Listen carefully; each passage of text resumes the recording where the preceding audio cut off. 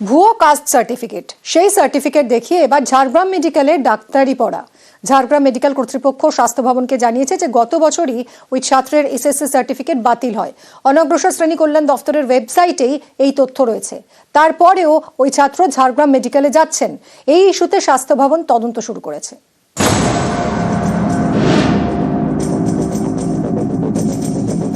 প্রথমে diamond Harbour medical, তারপর SSKM, এবার ভুয়ো কাস্ট সার্টিফিকেট দেখিয়ে ঝাড়গ্রাম মেডিকেলে ডাক্তারির পড়াশোনা। এ নিয়ে গত বছর অভিযোগ পায় ঝাড়গ্রাম মেডিকেল কর্তৃপক্ষ। তারা অভিযোগ খতিয়ে দেখে, সত্যতাও খুঁজে পায়, সেটা জানায় স্বাস্থ্য ভবনকে। স্বাস্থ্য ভবনকে লেখা চিঠিতে ঝাড়গ্রাম মেডিকেলের প্রিন্সিপাল জানান, 2023 সালে একজন ছাত্র ভর্তি হন। জেনারেল কাস্টের হয়েও এসসি সার্টিফিকেট দেখিয়ে তিনি ঝাড়গ্রাম মেডিকেলে ভর্তি হন বলে অভিযোগ মিলেছে। পুলিশের থেকে পাওয়া নথি অনুযায়ী এই অভিযোগ সত্যি। অনগ্রসর শ্রেণী কল্যাণ দপ্তরের ওয়েবসাইটেও দেখা গিয়েছে সংশ্লিষ্ট পড়ুয়ার এসসি সার্টিফিকেট 2024 সালের 21শে অগস্ট তারা বাতিল করে। গত বছরের 18ই নভেম্বর স্বাস্থ্য ভবনকে এই চিঠি দেয় ঝাড়গ্রাম মেডিকেল কর্তৃপক্ষ। এই চিঠির পরে প্রায় 5 মাস কেটে গিয়েছে, এখনো সেই ছাত্র ঝাড়গ্রাম মেডিকেলের পড়ুয়াই রয়ে গিয়েছেন। এই ইস্যুতে এবার স্বাস্থ্য দপ্তর তদন্ত শুরু করেছে। অনগ্রসর শ্রেণী কল্যাণ দপ্তর রিপোর্ট চেয়েছে স্বাস্থ্য দপ্তরের থেকে, সেই মতো তদন্ত শুরু করেছে স্বাস্থ্য ভবন।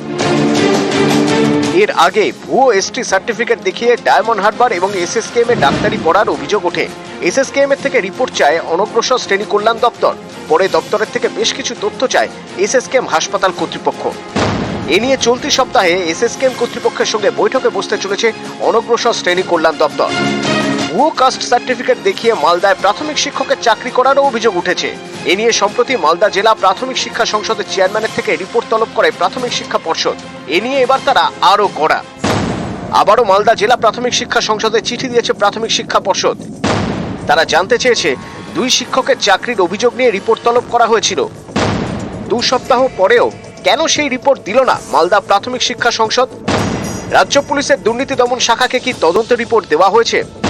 এ নিয়ে বুধবারের মধ্যে জবাব দিতে বলা হয়েছে মালদা জেলা প্রাথমিক শিক্ষা সংসদকে। সোমরাজ বন্দ্যোপাধ্যায়, রাজু সিং এবং সুকান্ত চক্রবর্তী, নিউজ 18 বাংলা।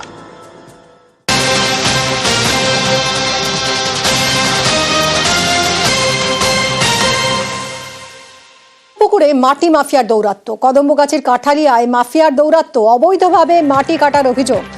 প্রায় 7 বিঘা জমির মাটি কাটার অভিযোগ। আরো জানবো জিয়াউলের কাছ থেকে। জিয়াউল, কাঠালিয়া এলাকায় সেখানে দিনে রাতে অবৈধভাবে সেখানে মাটি কাটা চলছে এবং সেই মাটি কাটার ফলে গ্রামীণ যে রাস্তা, সেই রাস্তার দফারফ, অর্থাৎ ঢালাই রাস্তা ফাটল ধরছে, পিচ রাস্তা সেখানে পিচ উঠে যাচ্ছে, এমনটাও কিন্তু অভিযোগ এলাকার মানুষ। এবং বারংবার তারা পুলিশ প্রশাসনকে জানিয়েও কোনো সুরাহা হচ্ছে না। এবং এই মাটির, অর্থাৎ যেখান থেকে মাটি কাটা হচ্ছে সেখানে প্রায় 50টির বেশি গাছ কাটা হয়েছে এবং রাতের অন্ধকারে গাছ কাটা হচ্ছে। অন্যদিকে যে জায়গায় মাটি কাটছে সেখানে প্রায় 50 ফুট ডিপ করে মাটি কাটা হচ্ছে, ফলে পার্শ্ববর্তী যে সমস্ত জায়গা রয়েছে সেগুলো যে কোনো মুহূর্তে ধস নামার একটা আশঙ্কা রয়েছে। এবং বারংবার এলাকার মানুষ সোচ্চার রয়েছেন, কিন্তু তারা এতটাই একদম দেখো এতটাই তারা রাজনৈতিক প্রভাব খাটিয়ে কিন্তু এই মাটি পাচার করছেন, ফলে তাদের কেউ বলার নেই, বললেই বাড়ি গিয়ে হুমকি, খুনের হুমকি দিচ্ছে, এমনটা অভিযোগ এলাকার মানুষের। ফলে বারংবার প্রশাসনকে জানিয়েও কোনো কাজ হচ্ছে না। এলাকার মানুষ চায় যে মাটি কাটা অন্তত বন্ধ না হলে এলাকায় ধসে যাওয়ার একটা আশঙ্কা রয়েছে, ফলে এলাকায় উত্তেজনা সৃষ্টি হয়েছে। কিন্তু যে মাটি মাফিয়ারা মাটি কাটছেন তারাও কিন্তু অনেকটাই প্রভাবশালী, ফলে পুলিশ প্রশাসন তাদের কথা শুনছে না, এমনটাও এলাকার মানুষের অভিযোগ। ফলে যা নিয়ে এটা উত্তেজনা পরিস্থিতি তৈরি হয় এই কদমগাছির কাঠালিয়া এলাকায়। মিমি, ধন্যবাদ জিয়াউল। 5 বিঘা জমি যে খাতটা খোলা হয়েছে, এই খাত খোলার পরিপ্রেক্ষিতে গ্রামের রাস্তাঘাট তো সব ধস নেমে যাচ্ছে, প্লাস রাস্তাঘাটের কথা বলতে গেলে প্রাণে মারার হুমকি দিচ্ছে, জরিমানা করার হুমকি দিচ্ছে। গ্রামবাসী তার জন্য ভয়তে মুখ খুলছে না। স্কুল কলেজের বাচ্চা কাচ্চারা ভয়তে স্কুলে যেতে পারছে না, গাড়ির এত চাপ। এই মাটির ব্যবসা 2 নম্বরই ব্যবসা, এতে টাকা বেশি, এতে আয় হচ্ছে। তারা রাতারাত্রিরে পকেট ভরছে, সাধারণ মানুষের মানে রাস্তাঘাট ক্ষতি করে পকেট ভরছে, কিন্তু সাধারণ মানুষ কিছু কিছু কাউকে 2-500 খাইয়ে দিচ্ছে, তারা আর মুখ খুলছে না, তারা আরো শক্তিশালী হচ্ছে দিনকার দিন।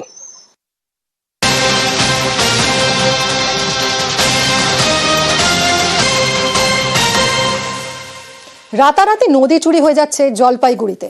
জলপাইগুড়ির পাহাড়পুরে নদী ভরাটের অভিযোগ। ধরধরা নদী বুঝিয়ে চড়া দামে বিক্রি করছে মাটি মাফিয়ারা। কোর্টের স্থায়ী ভবন নির্মাণে জমির দাম বেড়েছে। এলাকার মানুষ কি অভিযোগ করছেন বাসিন্দারা, শুনবো। এই নদী এরকম করে প্রশাসন বুঝিয়ে দিচ্ছে নদীকে, এবার তো জমি করে না, মাফিয়া গিরি জমি দখল করে, মানে প্রশাসন কি দেখার উচিত কি অনুচিত? নদীকে বন্ধ করে দিয়ে জমি বিক্রি করতেছে। এখন কি যাবো, প্রশাসন যেটা করবে সেটাই আমরা ভালো যাবো। এখানে তো আমরা দীর্ঘদিন ধরে আছি, এখানে আমরা ব্যবসা করি, এখানে আমাদের গোডাউন আছে এখানে।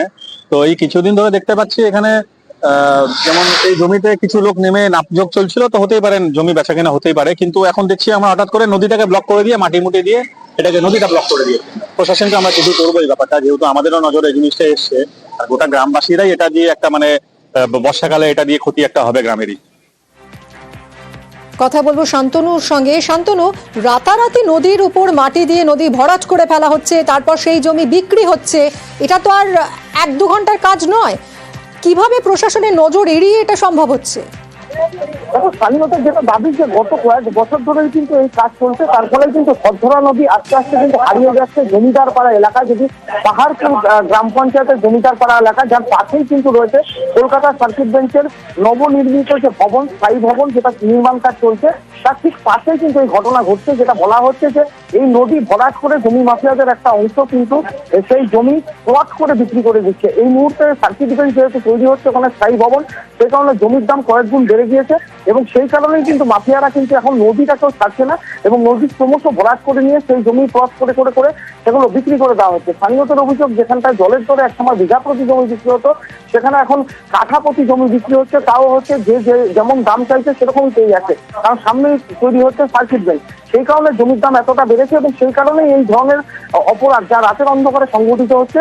এবং স্থানীয়দের যেটা অভিযোগ, এই নদী ভরাটের ফলে কিন্তু এলাকায় বন্যা সমস্যা দেখা দিবে, কারণ এই ধরধরা নদী কিন্তু এসে করোলা নদীতে মিশেছে। পরিবেশ কর্মীদের বক্তব্য, এই নদী জলপাইগুড়ি শহরে অনেকটাই জল বহন করে, তার ফলে কিন্তু বন্যা পরিস্থিতি জমিদার পাড়া পাহাড়পুর এলাকায় অনেকটাই কম হয়। কিন্তু এই নদী ভরাট হয়ে যাওয়ার ফলে নদী চুরি রোখার আশ্বাস দিয়েছেন পঞ্চায়েত সমিতির সভাপতি, কি বলছেন তিনি, এবং পরিবেশ কর্মীরা তারাও সরব হয়েছেন। দেখুন, এটা আপনাদের মারফতই আমি এই মুহূর্তেই জানতে পারলাম, বিষয়টা আমারও আগে জানা ছিল না। যদি এরকম হয়ে থাকে সেটা অত্যন্ত অন্যায় গঠিত কাজ।